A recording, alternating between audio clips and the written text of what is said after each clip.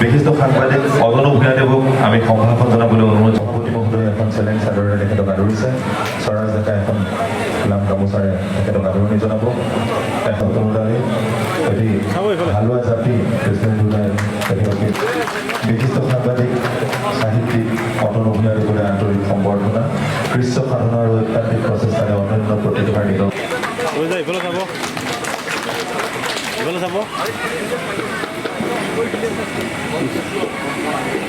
ধন্যবাদ। সমূহ ৰাইজক পৰম্পৰা ৰঙালী বিহু শুভেচ্ছা জ্ঞাপন কৰিছোঁ। বহুদিন নাজানে যে মোৰ মঙলদৈৰ সৈতে অতি ওতঃপ্ৰোত সম্পৰ্ক আছিল। গুৱাহাটী বিশ্ববিদ্যালয়ত দৰং মহাবিদ্যালয়ৰ হৈ এটা সময়ত আমি উন্মাদৰ লেখন নামৰ এখন নাটক কৰিছিলোঁ, যিখন নাটকৰ ৰচনা মোৰ আছিল, পৰিচালনা আছিল আমাৰ লগত জয়ন্ত ডেকা ইয়াত আছে মঙলদৈৰ। জয়ন্ত নাটকত অভিনয় কৰিছিল। ইয়থ ফেষ্টিভেলত আমি যুৱ মঞ্চত এই নাটকখন লৈ শ্ৰেষ্ঠ নাটক, শ্ৰেষ্ঠ পৰিচালক, শ্ৰেষ্ঠ অভিনেতাকে ধৰি বহু পুৰস্কাৰ পাইছিল। পৰৱৰ্তী সময়ত জেব্ৰা ফ'ৰ্চ ক্লাবটোৱে অনুৰোধ জনাইছিল সেই নাটকখন ইয়াত কৰিবলৈ। মোৰ এতিয়াও মনত আছে, গুৱাহাটী ইউনিভাৰ্চিটিৰ পৰা কাইনেটিক সন্ধ্যা চলাই জেব্ৰা ফ'ৰ্চৰ ক্লাবলৈ আহোঁ, গোটেই দিনটো নাটক শিকাওঁ, সন্ধিয়া উভতি যাওঁ। মাজে মাজে তেওঁলোকে কয় ৰাতি থাকি যোৱা, ৰাতি থকা নহয়, যাওঁগৈ। আৰু এটা সময়ত জেব্ৰা ফ'ৰ্চে সেই নাটকখন অসমৰ বিভিন্ন মঞ্চত কৰি যথেষ্ট সফলতা লাভ কৰিছে। আৰু সেই সময়ত জেব্ৰা ফ'ৰ্চৰ অফিচটো এটা সৰু ক্লাবঘৰ আছিল। সেই ক্লাবঘৰ এতিয়া মনত পৰে। মাজে মাজে তেওঁ তেজপুৰৰ পৰা গুৱাহাটীলৈ গ'লে দূৰৰ পৰা চাই থাকোঁ যে জেব্ৰা ফ'ৰ্চৰ ক্লাবটো কেনেকুৱা হ'ল। জয়ন্তীয়ে ক'লে যে ক্লাবঘৰটো বহুত ডাঙৰ হ'ল। কেইবছৰ মানতে নিউজ লাইভত থাকোঁতে এবাৰ জেব্ৰা ফ'ৰ্চলৈ আহিছিলোঁ। আজি বহু বছৰ মূৰত আহিলোঁ, পুৰণা বন্ধুবান্ধৱ সকলোকে পালোঁ। তাৰ বাবে আন্তৰিক ধন্যবাদ। আশা কৰিছোঁ জেব্ৰা ফ'ৰ্চৰ যি কাম কাজ অক্ষুণ্ণ থাকক। শুনি দুখ পাইছোঁ আজিকালি জেব্ৰা ফ'ৰ্চে নাটক নকৰে। মোৰ এটাই অনুৰোধ, তেওঁলোকে যেন পুনৰ নাটক।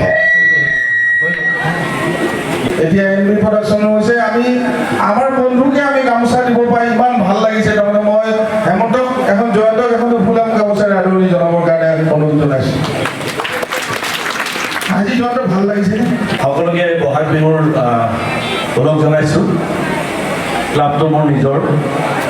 আজি অতনু বহুদিনৰ মূৰত আহিবলৈ আমাৰ সময় নাপায়, ব্যস্ত মানুহ। গতিকে ইমান ব্যস্ততাৰ মাজত অতনুক বিভিন্ন ঠাইত মাতে, তথাপি ক'তো যাব নোৱাৰে। কিন্তু পুৰণা ঠাই, পুৰণা বন্ধু, মোৰ একেলগে দৰং কলেজত আমি একেলগে পঢ়িছিলোঁ।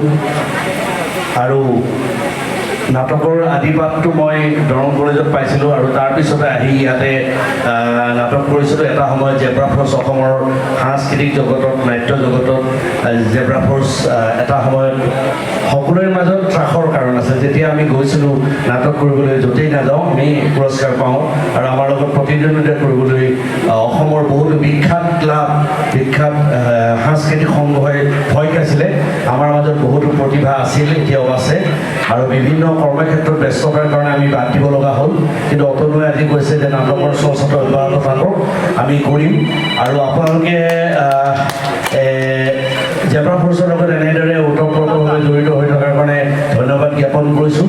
বেছি কথা নকওঁ, এই সাংস্কৃতিক মঞ্চৰ পৰাই মই অসম মঙলদৈবাসীলৈ পুনৰ ধন্যবাদ, কৃতজ্ঞতা আৰু